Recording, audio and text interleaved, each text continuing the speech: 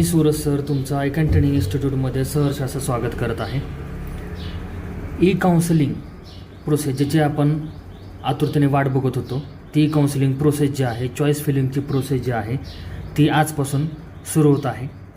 ती कशी करायची आहे, काय काय नवीन चेंजेस आहेत, सैनिक स्कूलने काय काय नवीन दिलेलं आहे याबद्दलचा हा व्हिडिओ आहे. पालकांनी हा व्हिडिओ काळजीपूर्वक शेवटपर्यंत बघायचा आहे आणि अशाच इथून पुढच्या जे काही काउन्सिलिंगच्या जे काही अपडेट्स असणार आहेत ते तुम्हाला आयकॉन ट्रेनिंग इन्स्टिट्यूटच्या यूट्यूब चॅनलला ह्या मिळणार आहेत. त्यासाठी तुम्हाला आयकॉन ट्रेनिंग इन्स्टिट्यूटचा यूट्यूब चॅनल लाईक, शेअर आणि सबस्क्राईब करायचं आहे. सबस्क्राईब केल्यानंतरच तुम्हाला नवनवीन जे काही चेंजेस असणार आहेत, अपडेशन असणार आहेत ते मिळणार आहेत. सो आपण सुरू करूयात. सो सर्वप्रथम 15 जून ते 21 जून या बिटवीन ई काउन्सिलिंगची चॉईस फिलिंग असणार आहे. जिथून तुम्ही ई काउन्सिलिंगचं रजिस्ट्रेशन केलं होतं त्याच वेबसाईटला ही प्रोसेस असणार आहे. तीच वेबसाईट तुमच्यासमोर आता दिसत आहे. या ठिकाणी तुम्हाला साइन इन नावाचं एक बटन दिसत आहे. या ठिकाणी साइन इनवरती तुम्ही सर्वप्रथम क्लिक करायचं आहे. ज्या ठिकाणी तुम्हाला तुमच्या युजर नेम म्हणजे जो ॲप्लिकेशन नंबर आहे तो टाकायचा आहे. त्याच्यानंतरनं पासवर्ड जो तुम्ही ई काउन्सिलिंग रजिस्ट्रेशनसाठी दिला होता तो पासवर्ड टाकायचा आहे, कॅप्चा टाकायचा आहे आणि साइन इन बटनवरती क्लिक करायचं आहे. सो सर्वप्रथम आपण ते करूयात. लॉग इन केल्यानंतर तुमच्यासमोर अशा प्रकारचे एक प्रोफाईल दिसणार आहे. सर्वप्रथम मी माय प्रोफाईलवरती जातो. या ठिकाणी तुम्हाला पर्सनल डिटेल्स दिसणार आहेत कॅन्डिडेटच्या आणि ऑल इंडिया सैनिक स्कूल एंट्रन्स एक्झाम डिटेल्स म्हणजे ॲप्लिकेशन नंबर काय आहे, ऑल इंडिया रँक कोणता होता, कॅन्डिडेटचे मार्क्स किती आहेत, कॉम्बिनेशन ऑप्टेड ड्युरिंग हे सगळ्यात महत्त्वाचं आहे की रजिस्ट्रेशनच्या वेळेस तुम्ही कुठलं कॉम्बिनेशन घेतलं होतं. म्हणजे सैनिक स्कूल ओनली सैनिक स्कूल घेतलं होतं, सैनिक स्कूल प्लस न्यू सैनिक स्कूल घेतलं होतं का न्यू सैनिक स्कूल घेतलं होतं. आता या कॅन्डिडेटने फक्त सैनिक स्कूल घेतलं होतं, ओनली सैनिक स्कूल. त्याच्यामुळं चॉईस फिलिंगच्या वेळेस त्याला फक्त गव्हर्नमेंटचे सैनिक स्कूल जे आहेत 33 तेवढ्याचीच लिस्ट दिसणार आहे. या ठिकाणी NSS प्लस SS असं जर असतं तर त्या ठिकाणी त्याला हे ऑप्शन दिसले असते. हा एक याच्यामधला एक पॉईंट आहे. त्याच्यानंतर इथे दिलेले बघा, qualified in the written test for SS and not qualified for the NSS. याच्यावरून सुद्धा तुम्हाला जर तुम्ही क्वालिफाईड नसाल NSSसाठी तर तुम्हाला तिथं चॉईस फिलिंग दिसणार नाही.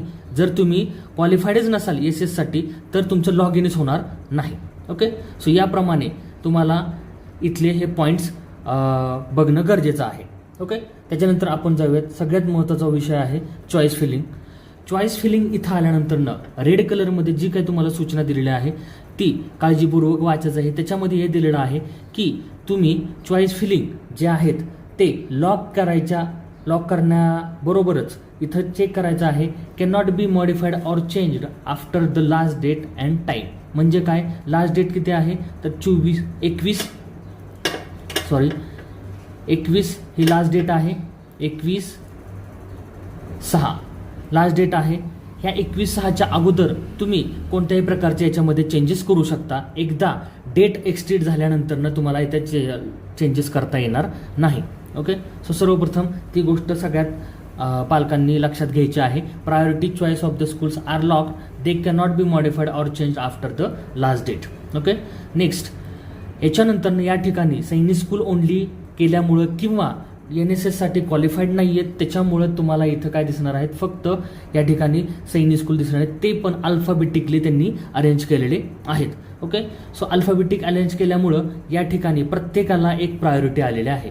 कालिकिरी 1, कोरकोंडा 2 या प्रकारे. सातारला जर तुम्ही बघितलं, सातारा आणि चंद्रपूरला, तर चंद्रपूरला आलेला आहे 18 नंबरची प्रायोरिटी आणि सातारला आलेला आहे 19 नंबरची प्रायोरिटी. ओके. सो तर ह्या प्रायोरिटी आपल्याला द्यायच्या आहेत.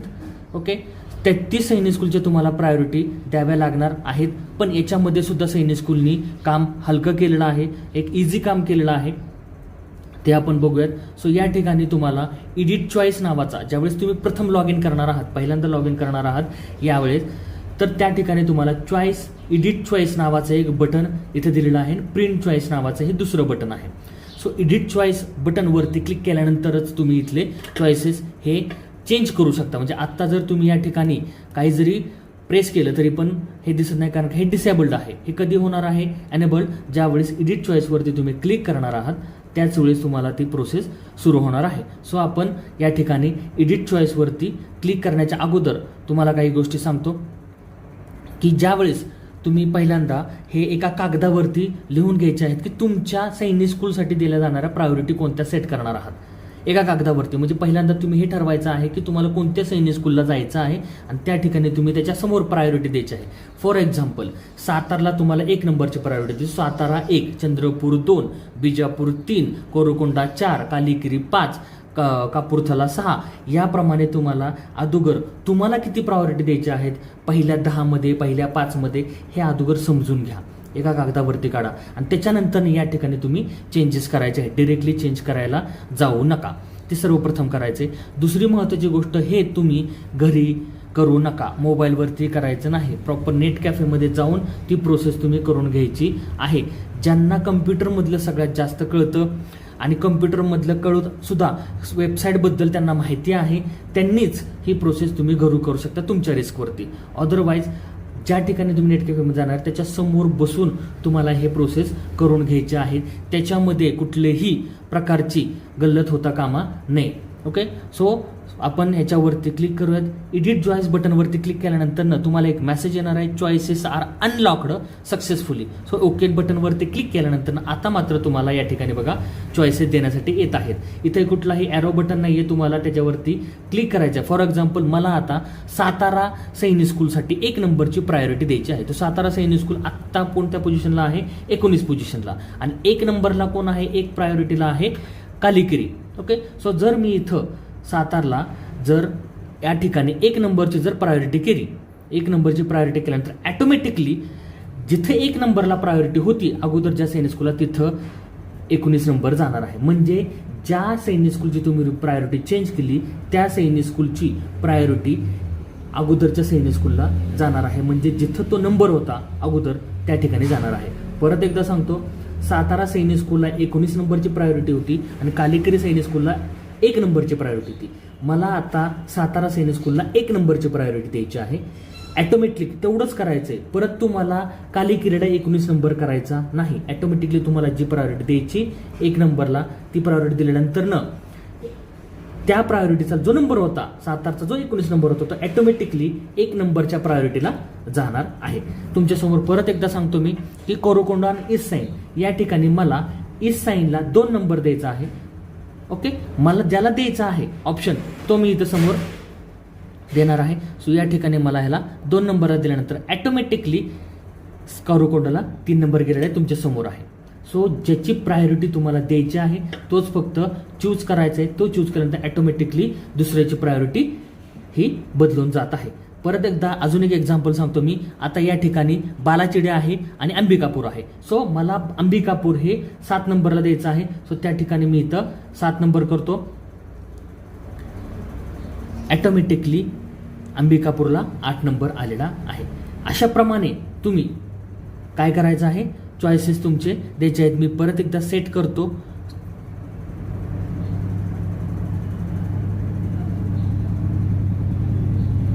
तुम्हाला परत एकदा आहे त्याच प्रायोरिटी दिसून जातील. ओके, 1 2 3 4 5 6 7 8 9 ॲज इट इज परत प्रायोरिटी आलेली आहे. आणि सातारला परत 19 नंबरचीच प्रायोरिटी आलेली आहे. याप्रमाणे तुम्ही सेट केल्यानंतरनं 2 ते 3 वेळा चेक करायचं आहे. ही प्रोसेस जी आहे, जर तुम्हाला वाटलं की 15 तारखेपासून 21 तारखेपर्यंत, 18 तारखेला वाटलं की नाही आपली परत प्रायोरिटी आपल्याला चेंजेस करायचे, तरीही तुम्ही चेंजेस करू शकता. 21 तारखेपर्यंत तुम्ही कुठलेही चेंजेस याच्यामध्ये करू शकता. तोपर्यंत तुम्हाला हा जो प्रिंट चॉईसचा आहे ते तुम्हाला एनेबल होणार नाही. कारण की यामध्ये दिलेलं आहे बघा, print button would be visible to post closure of the choice filling window. त्याच्या आधीच तुम्हाला दिसणार, त्यानंतर तुम्ही प्रिंट करायचे आहेत तुमचे चॉईसेस. पण तुम्ही नेट कॅफेमधून भरत असाल तर तुम्ही काय करायचं, ह्याचे स्क्रीनशॉट काढून घ्यायचे आहेत किंवा लिहून घ्यायचे आहेत की आम्ही कोणत्या कोणत्या प्रायोरिटी दिलेली आहेत. हे मात्र सर्वांनी करायचं आहे. आता एकदा तुम्ही प्रायोरिटी सेट केल्या की इथं लॉक द चॉईसेस नावाचं बटन आहे आणि इथं काय करायचं आहे, तुम्हाला लॉक होणार आहे चॉईसेस. परत जर तुम्हाला वाटलं नाही त्याच वेळेस त्याच टायमिंगला तुम्हाला चॉईस एडिट करायचे आहेत, सो तुम्ही लगेच ह्या बटनवरती क्लिक करून एडिट चॉईसवरती क्लिक करून तुम्ही एडिट करू शकता. सिम्पल प्रोसेस आहे. ओके. आता या ठिकाणी फक्त सैनिक स्कूल्स ओनली आहे किंवा NSSला क्वालिफाईड नाही आहे. पण जे सैनिक स्कूलला पण क्वालिफाईड आहेत, NSSला पण क्वालिफाईड आहेत, त्याचबरोबर जे कॉम्बिनेशन ऑप्टेड केलं होतं त्यांनी सैनिक स्कूल प्लस NSS, तर या ठिकाणी तुम्हाला 2 भाग दिसणार आहेत.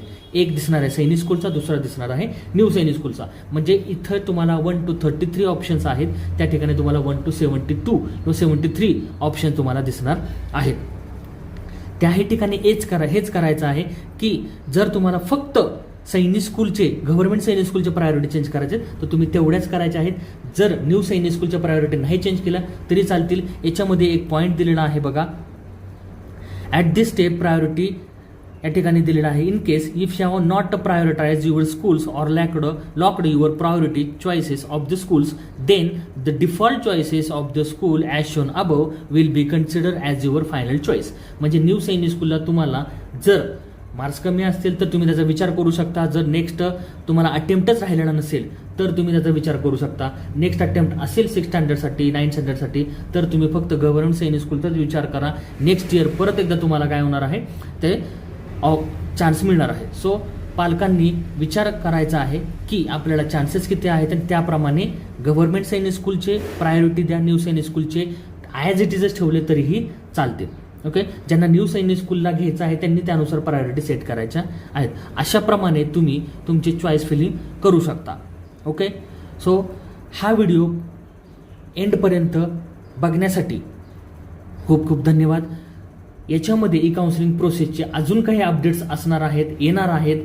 हा राऊंड फर्स्ट असेल, round second, third, what ever जे काही येणार आहेत ते तुम्हाला अपडेटसाठी तुम्ही आयकॉन ट्रेनिंग इन्स्टिट्यूटच्या यूट्यूब चॅनलला लाईक, शेअर आणि सबस्क्राईब करायचं आहे, जेणेकरून तुम्हाला एखादा व्हिडिओ अपलोड झाल्यानंतर लगेच तुमच्यापर्यंत तो नोटिफिकेशन येईल आणि तुम्हाला त्याचे व्हिडिओज बघायला मिळतील. थँक्यू.